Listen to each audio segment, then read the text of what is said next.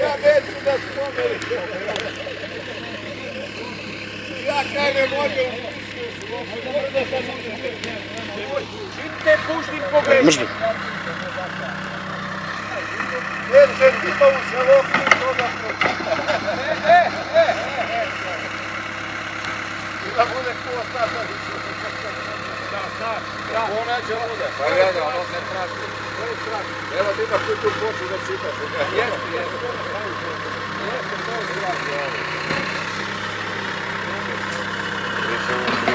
Je vrlo stani da smo se neke kraje. Ajde se ti Goran Simenić.